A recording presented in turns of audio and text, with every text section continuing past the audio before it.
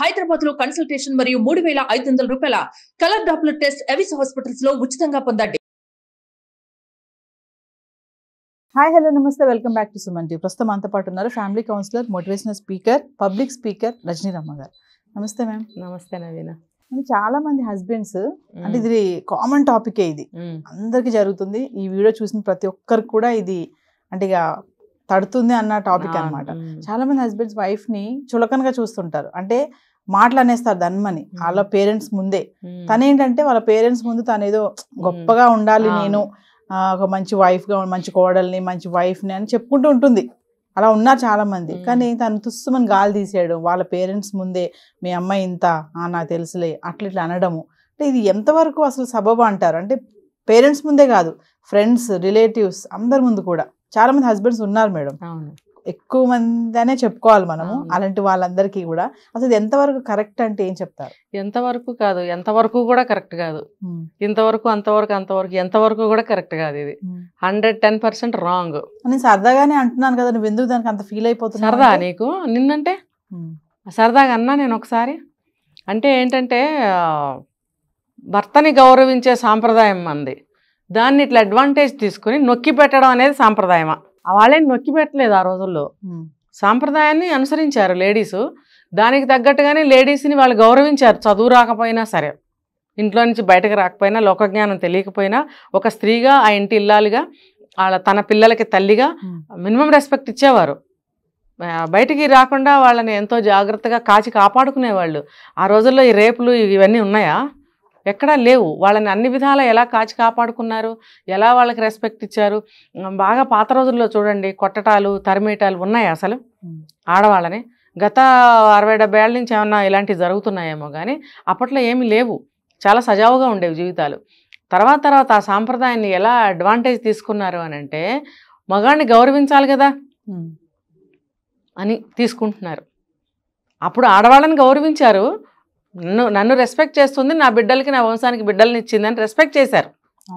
ఇప్పుడు మరి నువ్వు ఇలా ఉన్నప్పుడు నిన్ను మాత్రమే గౌరవించాలి. తనని నువ్వు ఎలా అయినా మాట్లాడతావు, ఎలా అయినా అవమానిస్తావు, ఎలా అయినా కొడతావు, తిండి పెట్టపైనా భరించాలి. నువ్వు బయట తినొస్తావు, ఆమె పస్తులు పెడతావు, అయినా కూడా ఆవిడ భరించాలి. అంటే ఇలాంటి రెస్పెక్ట్ నీకు కావాలి. ఈ విధంగా నొక్కిపెట్టి ఉంచడము, అణగదీసి ఉంచడము, లొంగదీసుకొని ఉంచడం అనేది అవసరమా? కావాలా? కరెక్టా? కాదు కదా, ఇదంతా కాదు. ఇంకోటి ఏంటంటే మీరు చెప్పినట్టు వాళ్ళ ఇంట్లో పేరెంట్స్ ముందు, సిబ్లింగ్స్ ముందు, చుట్టాల ముందు భార్యను భలే అదుపులో పెట్టాడు అని అనుకోవాలని గొప్పతనం కోసం కొన్ని చేస్తారు. దానికి తగ్గట్టు ఫ్యామిలీ మెంబర్స్ కూడా భార్యను కంట్రోల్ చేయలేకపోయావు. ఎప్పుడు వాడాలంటే నవీన గారు ఆ మాటని, ఇప్పుడు ఏ కారణం లేదు, అందరు బంధువులు ఉన్నారు, ఆ అమ్మాయి భార్య అనేది వచ్చి ఏ ఏజ్ అయినా కానివ్వండి వచ్చి అన్నెసరీగా, అసందర్భంగా ఏదైనా పిచ్చి పిచ్చిగా మాట్లాడి భర్త పట్ల అగౌరవంగా మాట్లాడితే అనాలి. ఏంటి భార్యని ఆ మాత్రం కంట్రోల్ పెట్టుకోలేకపోయాడు? అక్కడ తండ్రి ఉన్నాడు అనుకోండి, కూతుర్ని కంట్రోల్లో పెట్టుకోలేకపోయాడేంటి? ఒకవేళ పెళ్లి కాలేదు అనుకుందాం, లేదు తండ్రి లేడు, భర్త లేడు, పెద్ద ఆవిడైపోయింది, కొడుకులను అంటారు, తల్లికి ఆ మాత్రం చెప్పుకోలేడా? అంత కంట్రోల్ పెట్టుకోలేకపోతున్నాడు ఏంటి తల్లిని సందర్భంలో? అంటే ఆవిడకి సంబంధించిన వాళ్ళు ఎవరన్నా ఉంటే గనక వాళ్ళని ఉద్దేశించి అంటారనమాట అటువంటి సందర్భంలో. అంతే అన్నెసరీగా నువ్వు పనిగట్టుకుని వచ్చి ఆమెని అలాంటి మాటలు మాట్లాడుతుంటే అది ఎంతవరకు కరెక్ట్ అని ఇప్పుడు నేను అడుగుతున్నా. అది కరెక్ట్ కానే కాదు.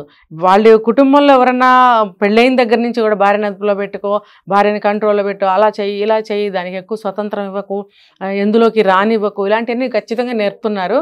అలా నేర్పడం వల్ల ఈ మగతనం అనేది ఇంకొంచెం ఎక్కువగా తెచ్చుకుని వాళ్ళని అలాగ లొంగదీసి ఒక మూలను కూర్చోబెట్టడం అనేది అలవాటు చేస్తున్నారు. ఇంకొకటి ఏంటంటే వాళ్ళు వచ్చి చూడండి, ఇప్పుడు 4 బంధువులు వస్తారు, లేకపోతే చిన్న ఫంక్షన్ జరుగుతుంది మన ఇంట్లో, అందరూ వస్తారు, వాళ్ళ వైపు వాళ్ళు వీళ్ళ వైపు వాళ్ళు వచ్చినప్పుడు ఒక పండగ వాతావరణం ఉంటుంది. అక్కడ ఎంత బాగా చక్కగా అలంకరించుకుంటారు, పిండి వంటలు అన్నీ చేసుకుంటారు, అందరితో పాటు కలిసి తను కూడా అందులో పార్టిసిపేట్ చేసి అన్ని వంటలు చేస్తారు, అన్ని అందుబాటులో పెడతారు, సర్దుతారు, ఎంతో హ్యాపీగా ఉంటారు. ఉన్నప్పుడు అందరు చుట్టాలు వచ్చినప్పుడు ఫ్రీగా మాట్లాడాలనిపిస్తుంది కదా, కళ్ళతోటి ఇలా ఇలా అంటుంటారు. అంటే ఒక అరేంజ్మెంట్ అనమాట. అంటే నువ్వు ఆనందాన్ని ఆమెను అనుభవించలేకుండా చేస్తున్నావు స్ట్రిక్ట్గా. ఇంకొకటి ఏంటంటే ఈ సైడ్ నుంచుని తను అటున్నప్పుడు ఇలా ఇలా అంటుంటారు. పాపం ఎవరు చూడరు, ఇటు పక్కన వాళ్ళు తనకి మాత్రమే కనిపిస్తుంది, భయపడుతుంది, కంట్రోల్ అవుతుంటుంది. అంటే ఎందుకు, ఇది కూడా నాకు తెలిసిన విషయాలే నేను చెప్తాను, ఎప్పుడు కూడా చూసినవే చెప్తాను. ఇంకా ఆ అమ్మాయి భయపడుతుంది, ఆ ఆనందాన్ని అణిచేసుకుంటుంది, వాళ్ళందరితోటి గలగలా మాట్లాడాలన్న కోరికను చంపేసుకుంటుంది, అసలు ఏమీ మాట్లాడదు, మూగబోతుంది. ఫస్ట్ మూడ్ ఆఫ్ అవుతుంది, మనసు మూగబోతుంది, నోరు మూతబడిపోతుంది, ఇంకేం మాట్లాడటానికి సాహసించదు తను. ఇప్పుడు ఇంకొకటి, ఎక్కడ పడితే అక్కడ ఇష్టం వచ్చేట అవమానం చేస్తారు. ఏంటి మాట్లాడుతున్నావు, కళ్ళతోటి ఒకటి అవమానం, ఇలా ఇలా. మీరు అన్నట్టుగా సైగలు చేసేది ఒక రకం మేడం. కొంతమంది ఏంటంటే 10 మంది ఉన్నా కూడా అరుస్తారు, నీకు బుద్ధి లేదా, అది చెప్తున్నా, రకాలు చెప్తున్నా. కళ్ళతోటి హెరాస్మెంట్ అంటే నువ్వు వాళ్ళని ఏమంటున్నావు, లేకపోతే ఏం మాట్లాడుతున్నావు వాళ్ళతోటి, అమ్మో ఇది ఏంటి తెలుసా అండి, ఇంకా చచ్చిపోవాలనిపిస్తుంది అక్కడ. అంత ఆనందము, అంత అలంకరణ, ఇంకా తీసి అవతల పారేసి మూల కూర్చోవాలనిపిస్తుంది అనమాట. ఇలాంటివి ఉన్నాయి. ఇంకొకటి మీరు అన్నట్టు, ఏంటి ఎక్కువ మాట్లాడుతున్నావు, నీకు నోరు ఎందుకు లేస్తుంది, నీ పని సైలెంట్గా చేసుకో, నువ్వు ఎవరికి సలహా ఇస్తున్నావేంటి, అంత పెద్దదాని అయిపోయావా అంటారు. లేదు లోపల నుంచి గబుక్కున వచ్చింది, అది కాదు అనేదని చెప్పడానికి గబుక్కున ఉత్సాహంగా వచ్చింది, వెళ్ళి నీ అంట్లు దొంగపో ఉన్నారు, నువ్వు ఇక్కడ ఉండ తగదు దానివి కదా, అక్కడ ఉండే దానివి అన్నట్టుగా అనమాట. చెప్పొచ్చు వాళ్ళు ఎల్లు అంట్లు దొంగపో, అది జరుగుతున్నది ఏంటి, నువ్వు అనేదేంటి, అక్కడ ఫంక్షన్ చుట్టాలందరూ వచ్చారు, అంట్లు దొంగకోవాలా వెళ్ళి, నువ్వు అలా అనడం ఏంటి. ఇంకొకటి, నీకేం తెలుసని మాట్లాడుతున్నావు, పో లోపలికి, ఏంటి నోరు లెగుస్తుంది, నువ్వు చెప్పొచ్చావా, పెద్దవాళ్ళ ముందుకి అంత ధైర్యంగా వస్తున్నావేంటి నువ్వు. అసలు అమ్మో ఈ మాటలన్నిటికీ కూడా చిత్రవధ అనమాట. వీటన్నిటికీ ఆన్సర్ ఒకటే, ఎందుకు అనే క్వశ్చన్ ఆ అమ్మాయికి వస్తుంది, కుళ్ళి ఏడుస్తుంది. అలా చెయ్యకండి దయచేసి. ఇప్పుడు ఆ అమ్మాయి నిజంగానే చెడ్డది, పిచ్చిగా అందరిలోకి వచ్చి మాట్లాడేస్తుంది అని అంటే కనుక ముందుగానే మీరు అమ్మాయికి కండిషన్స్ పెట్టండి. నువ్వు కానీ నోరు లేపావంటే గొడవ అవుతుంది, చెప్తున్నాను, నేను వాళ్ళ ముందే తిడతాను అంటే అప్పుడు కొంచెం జాగ్రత్తగా ఉండటానికి ట్రై చేస్తుంది. ఒక్కసారి కాకపోవచ్చు, అలా అలవాటు చేయాలి. ఇంకొక కేటగిరీ ఉంది, ఏంటంటే ఎక్కడ పడితే అక్కడ అంటారు కదా, అకారణంగా షాపింగ్ మాల్ అయినా, రోడ్డు మీద అయినా, ఎక్కడైనా కానీ, గుళ్ళో నేను కూడా చూసాను మేడం, చాలా మంది గుళ్ళో మీద కూడా బ్యాగులు పట్టు కూర్చుంటారు కదా బండి మీద లేడీస్, అక్కడ ఏదో కోపం వస్తుంది హస్బెండ్ కి, దాన్ని మనం రోడ్డు మీద ఆయన ఇసిరేస్తారు. వాడికి కోపం రాక్కర్లేదండి, వాడికి కోపం రాక్కర్లేదు, అదేంటంటే గబుకుని గుర్తొస్తుంది వాడి మగతనం. అమ్మో ఏంటి నేనేదో కొంచెం ఎక్కువ కేర్ తీసుకుంటున్నట్టున్నాను అని, నువ్వు ఇక్కడ దిగిపో, ఇంటికి వెళ్ళిపోయి బ్యాగ్ తీసుకుని, నాకు పని ఉంది, వెళ్ళిపోతాడు అటు నుంచి అటు. ఆ బ్యాగ్ మోసుకుంటే ఇంటికి రావాలి, పిల్లలుంటే పిల్లల్ని తీసుకుని రావాలి, అక్కడేం పని ఉండదు, గడిది గుడ్డు, ఊరికే కాసేపు అటు వెళ్ళేసేసి మళ్ళీ వస్తాడనమాట. ఈ లోపల పిల్లల్ని బ్యాగుల్ని తీసుకుని కష్టపడి కిందకో పైకో ఇంటికి వెళ్ళాలి, ఎక్కడ పడితే అక్కడ నోరు పారేస్తాడు. నేను చెప్పేది ఏంటంటే, అదే సమయంలో నిన్ను కూడా అనేసింది అనుకో, ఏంటి పరిస్థితి ఏంటి, ఇప్పుడు ఇంటికి వెళ్ళిన తర్వాత కొడతాడు, ఆ భయంతో ఆమె అనలేకపోతుంది.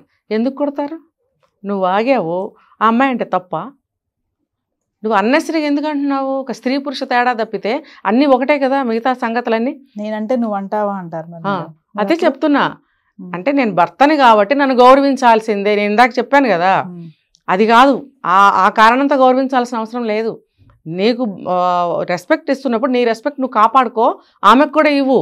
నువ్వు ఎక్కడ పడితే అక్కడ తిట్టడము, అసలు బండ బోతులండి బాబు రోడ్ల మీద, ఇష్టం వచ్చినట్టు తిరిగి ఆ అమ్మాయి కూడా అందనుకోండి, భరించరు, కొట్టేస్తారు. ఎందుకు కొడతారు, ఇప్పుడు ఆ అమ్మాయి కూడా కొట్టింది అనుకోండి, విడాకులు అంటారు. శుభ్రంగా అలాంటి వాళ్ళని వదిలించుకోండి బాబు, చిన్న వయసులో వదిలించుకోండి. 50-60 ఏళ్ళు వచ్చేదాకా మీరు కొట్టద్దు, వాళ్ళతో కొట్టించుకోవద్దు, వాళ్ళు తిట్టద్దు, మీరు తిట్టద్దు, కొత్తలోనే వదిలించుకోండి. మనం ఇప్పుడు చదువుకున్న వాళ్ళు, జాబ్ చేసే వాళ్ళు ఇంతవరకు రారనుకోండి, వాళ్ళు కొంచెం రివర్స్ అవుతారు, అంటే కొట్టడం వరకు వెళ్తారండి, మాటకి మాట రివర్స్ లేదు. మరి ఇప్పుడు ఈ హౌస్ వైఫ్స్ ఉంటారు మేడం, వాళ్ళ పరిస్థితి ఏంటి అసలు, వీళ్ళని తిల్లా చులకనగా చేసింది మాటలు అనేస్తే వాళ్ళ బాధ మరి ఏంటి అసలు, వాళ్ళ ఫీలింగ్స్ ఎలా ఉంటాయి? ఇదే ఇప్పుడు చెప్పాను, మీరు 25-30 ఏళ్ల వయసులోనే ఇలాంటివి ఉంటే వదిలించుకుని బయటకు రండి. మీకు ఏదైనా సపోర్ట్ ఉంటే, మీకంటూ ఒక చదువు జాబు ఉంటే వచ్చేయండి. లేదు అనుకోండి, అది మీరు ఆలోచించుకోండి, ఇలాగే పడుతూ ఉండనా, లేకపోతే బయటకు వెళ్ళిపోతే నాకే దిక్కు లేదు, ఏం చేయగలను, ఇవన్నీ మీరు ఆలోచించుకుని ఇంకా నాకు వేరే దిక్కు లేదు, నేను ఇక్కడ ఉండటం తప్పితే దిక్కు లేదు అని అనుకుంటారా, అది మీ ఇష్టానికే నేను వదిలేస్తున్నా. ఇదే ఈ అలుసుతోనే, ఎక్కడికి వెళ్ళలేదు అన్న అలుసుతో కూడా వీళ్ళని ఇలా చిత్రహింసలు పెడుతున్నారు. అది ఆడవాళ్లే ఆలోచించుకోవాలి. అది ఏజ్ అనేది ఒకటి ఉంటుంది, 25, 45, 65, 85 అని ఎందుకు అంటున్నానంటే, ఆ ఏజ్లో కూడా పడుతున్నారు బాధలు. ఏ ఏజ్ అయినా కూడా మీరు బయటకు వెళ్తే మీరు టికాణా ఉంది అనుకుంటే బయటకు వచ్చేయండి. ఏ ఏజ్ అయినా సరే. లేదు అనుకుంటారా, ఉండాలా వద్దా అని మీరు నిర్ణయించుకోండి. నేను చెప్పకూడదు కదా అవన్నీ కూడా. ఇప్పుడు మనకి బ్రతుకు గడవటం లేదు, ఏమి ఆధారం లేదు అని అనుకున్నప్పుడు బయటకు వచ్చేయండి అని నేను ఎలా చెప్తాను? కానీ అది మీరు చాలా జాగ్రత్తగా మెయింటైన్ చేసుకోవాలి. ఆ భావాలు బయట పడకూడదు. ఈ కారణంతోనే నేను ఇక్కడ ఉంటున్నాను అని వాళ్ళకి పదే పదే మీరు చెప్పకూడదు. మీ హక్కుని మీరు పరిరక్షించుకుంటూ, మీ హక్కుని మీరు వినియోగించుకుంటూ, మీరు హక్కుగా, నేను ఇందాక చెప్పా 50-50, నువ్వు ఉద్యోగం చేయి మాను, ఇంట్లో ఉన్నా సరే హౌస్ వైఫ్ అయినా సరే హక్కులు అనేవి సమానం. అది లీగల్గా కానివ్వండి, సంసారపరంగా కానివ్వండి, హక్కులు అనేవి సమానం. కాబట్టి ఆ హక్కుల్ని మీరు వినియోగించుకుని బ్యాలెన్స్గా, జాగ్రత్తగా, అక్కడ ఒక పాము ఉందండి, లేకపోతే అశుద్ధం ఉందండి, వాటి జోలికి ఎవరైనా వెళ్తారా? తప్పుకుని ఎలా వెళ్తాం? సాధ్యమైనంత వరకు వాటిని కదపకూడదు. అశుద్ధాన్ని కదిపితే ఎన్ని రోజులైనా ఆ వాసన అనేది వస్తూనే ఉంటుంది. అంటే ఇదే సమస్య సివియర్ అయిపోయి ఇంకా ప్రాబ్లమేటిక్ గా మారినప్పుడు మేడం, అంటే కౌన్సిలింగ్ గా కూడా వాళ్ళు రావచ్చా? కౌన్సిలింగ్ ఖచ్చితంగా రావాలి. ఇట్లాంటి విషయాల్లో కౌన్సిలింగ్ ఎలా ఉంటుందంటే, అసలు మనం ఎలా ఉండాలి. ఇప్పుడు అవతల వాళ్ళని కౌన్సిలింగ్ రమ్మంటే రాకపోవచ్చు, మీరు చెప్తే వినకపోవచ్చు. ఇప్పుడు ఇటు నుంచి నరికితే కట్ అవ్వదండి, అప్పుడు ఇటు నుంచి నరకాలి, కట్ అవుతుంది, ఈజీగా కట్ అవుతుంది. అందుకని అటు నుంచి కుదరినప్పుడు మనమే కౌన్సిలింగ్ తీసుకోవాలి. నా దగ్గరికి చాలా మంది వచ్చారు అలాగే. నిన్న ఒక ముస్లిం అమ్మాయి నాకు కాల్ చేసింది, భర్తకి నేను మార్చలేనండి, ఆయన మారటం లేదు, నేను ఎలా ఉండాలి, నాకు ఏమన్నా చెప్పండి, నేను ఎలా మారాలి, అలా కూడా కౌన్సిలింగ్ రావచ్చు. ఖచ్చితంగా అతను ఎలాగా తీసుకురాలేము.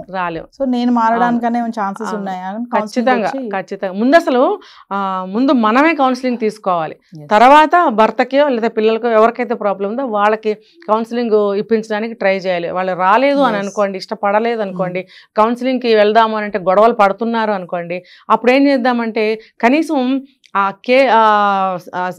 ఉన్న సమస్య యొక్క తీవ్రతని, సివియారిటీని తగ్గించడానికి మనం అనేవాళ్ళము కౌన్సిలింగ్ తీసుకుంటే కొంత ఉపశమనం అనేది దొరుకుతుంది, మనశ్శాంతి అనేది దొరుకుతుంది. దాంతో ఏంటంటే సమస్యలు కొన్ని తగ్గుతాయి ఇంట్లో. ఎందుకంటే దానికి మెంటల్ స్ట్రెస్ కూడా ఉంటుంది కదా మేడం. అవును, నేను ఏం చేయాలి అని దిక్కుతోచదు. కౌన్సిలింగ్ వస్తే ఖచ్చితంగా టిప్స్ దొరుకుతాయి. కనీసం ఉపశమనం, మనకి సమస్య సగం బయట పడొచ్చండి, పడచ్చు. ఇంకొకటి మనం మారటం వల్ల అవతల వాళ్ళలో మార్పు వస్తుంది. ఖచ్చితంగా వస్తుంది. అది 100% రాకపోయినా కొంత వచ్చినా మీకు మేలే కదా. మీరు ఏడ్చేవాళ్ళు కనీసం ఆలోచనల వరకే మీ బాధ ఆగింది అనుకోండి, అది మేలే కదా. రోజు ఏడుస్తూ కూర్చునేదానికంటే అది మేలే కదా. కాబట్టి ఖచ్చితంగా కౌన్సిలింగ్ తీసుకోవాల్సిందే. ఇలాంటి వాళ్ళకి ట్రీట్మెంట్ మనం ఎలా ఇవ్వాలో అలా ఇచ్చుకోవచ్చు. Thank you.